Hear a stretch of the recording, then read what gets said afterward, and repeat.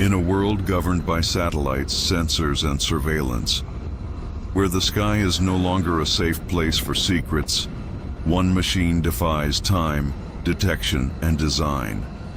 It does not cast a radar shadow. It does not scream its presence. And yet, when it takes off, it shifts the balance of global power, silently. This is the B-2 Spirit, an aircraft so advanced, so precise, and so expensive that even nations with trillion-dollar budgets hesitate before attempting to imitate what was born in the silent depths of America's most secretive military laboratories. It is not merely a plane, it is a ghost forged in steel and mathematics, a phantom born to haunt the skies and rewrite the laws of modern warfare. The price tag alone is a paradox, over $2.1 billion per unit, and yet the costliest element is not just its stealth coating or its propulsion system, but the endless stream of classified engineering, underground innovation, and invisible logistics required to keep a single Spirit operational for one more mission. Most aircraft are built to fly. This one was built to disappear. With its distinctive flying wing design, the B-2 eliminates vertical surfaces that reflect radar, creating a profile that mimics a bird, or a cloud, or simply nothing at all. To the enemy's radar, it is a ghost in daylight. To the naked eye, it is a slice of the horizon, a dark wedge slicing through blue skies or moonless nights, making no announcement of its coming and leaving no trace of its passage. Inside, however, it is a symphony of systems. 4 General Electric F-118 engines whisper behind sealed covers, specially hidden within the fuselage to minimize thermal signature. There is no exhaust that screams, "I am here." No heat bloom that betrays its presence. Even its sound is engineered for silence. But silence requires sacrifice. And invisibility is not a one-time design. It is a discipline. The B-2 does not sleep in any hangar. It rests inside a climate-controlled cathedral, an environment engineered to protect its skin, a skin unlike any other aircraft on Earth. The matte black exterior is more than paint. It is a living layer of molecular camouflage made from radar-absorbent materials that require constant inspection, surgical repair, and chemical calibration. A single fingerprint can begin a microscopic flaw, and a single flaw can reveal the bomber to enemies half a continent away. That is why, when the B-2 lands, it is not welcomed by ground crews. It is received like a fallen god, with reverence, gloves, lasers, and algorithms.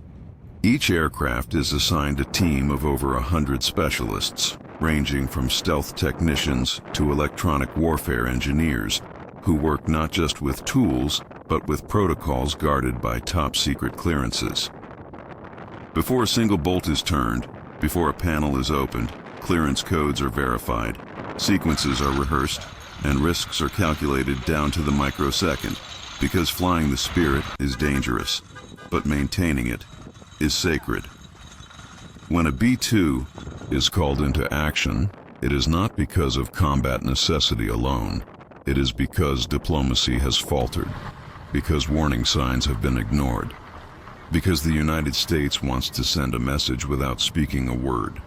The B-2 can launch from Missouri, travel across oceans and continents, enter hostile airspace, deliver a payload with surgical precision, and vanish back to its ball's cradle in the Midwest before the world even realizes what happened. This level of capability cannot be improvised. It must be engineered. It must be rehearsed. And most of all, it must be respected. This is not a drone. It is not autonomous. Inside, there are 2 highly trained human beings sitting in silence, enclosed within a cockpit shielded from EMP blasts, nuclear shock waves, and even satellite observation.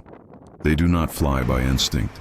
They fly by precision, guided by the most Classified avionics suite in the history of aviation, they carry no ejection seats, no escape pods. Their protection is invisibility. Their survival is perfection.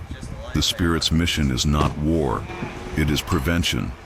To strike is always an option, but the mere presence of the B-2 in any theater of tension often diffuses conflict before it ignites. It is a flying deterrent, a ghost with a heartbeat. When world leaders awake to news that a B-2 has deployed, they understand what that truly means. Somewhere, a threshold was crossed. And the shadow now hanging in the sky is not just technological, it is psychological. That is the real power of the B-2. Not just its ability to destroy, but its ability to change decisions without ever pulling the trigger. And yet, the Spirit remains one of the least seen aircraft in the world. There are no public air shows, no global tours, no photo ops. Its mission is to be remembered without ever being seen. It is flown only under moonless skies. It is deployed only when tension becomes unbearable. And it lands only when the world begins to shift in silence.